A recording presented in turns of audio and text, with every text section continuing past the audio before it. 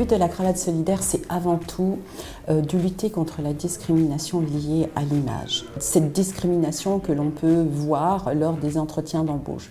Le proverbe le dit bien, l'habit ne fait pas le moine, mais il y contribue. Mais la première photographie que vous renvoyez lorsque vous allez en entretien d'embauche, c'est bien celle quand vous vous présentez et de quelle façon vous vous présentez.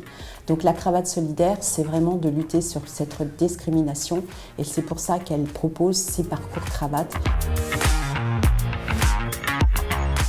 En fait, c'est Madame Schweitzer, la présidente, qui est venue nous voir à l'OJS et qui nous a expliqué le concept de la cravate solidaire. Ça retentissait complètement avec nos valeurs, puisque effectivement, on essaye toujours d'aider nos locataires, de les aider à s'insérer professionnellement. On part du principe que s'ils ont une vie professionnelle, ils auront une vie personnelle plus favorable et du coup une vie dans leur logement qui sera beaucoup plus positive.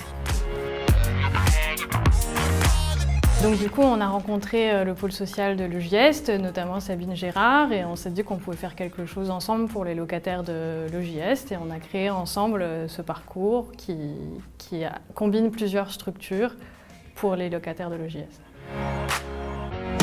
Alors la mise en relation entre les locataires et la cravate solidaire, ça va être simplement nous quand on intervient au domicile des personnes.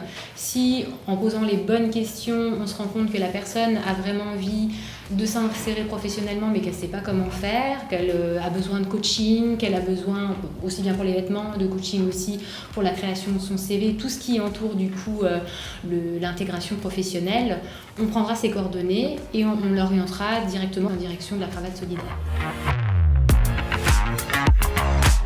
Les ateliers, c'est coup de pouce, ça se passe en 4 étapes. Il y a d'abord, dans un premier temps, l'accueil du candidat. Et là, mon rôle, c'est vraiment de le mettre le plus à l'aise possible pour la suite du parcours. Une fois qu'on a fini l'accueil, là, il y a un bénévole coach en images qui va avoir pour but de trouver une tenue adéquate à l'entretien d'embauche. Et cette tenue, elle est offerte au candidat. Du coup, c'est vraiment intéressant pour lui. Une fois que le candidat il est habillé de la tête aux pieds, il passe à la simulation d'entretien d'embauche.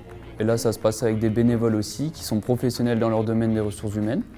C'est un entretien qui va durer environ 45 minutes.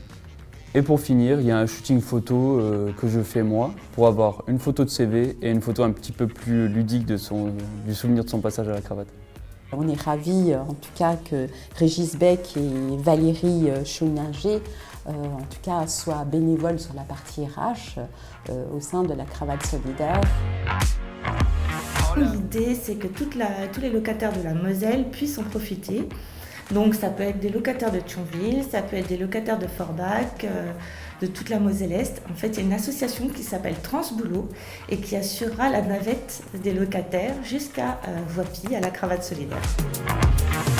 On a fait un partenariat également par rapport à des stages dont pourraient bénéficier les locataires de l'OJS qui viennent à la cravate solidaire. C'est-à-dire que lorsqu'ils viennent à la cravate solidaire, qu'on identifie bien leur projet, on pourrait leur proposer, si ça coïncide, un stage d'1 mois à l'OJS dans un métier qui pourrait correspondre à leur projet. Enfin, on va organiser une collecte de vêtements au sein du siège de l'OJS où tous les salariés de l'OJS pourront venir apporter les vêtements qui pourraient convenir à des personnes à la recherche d'emploi.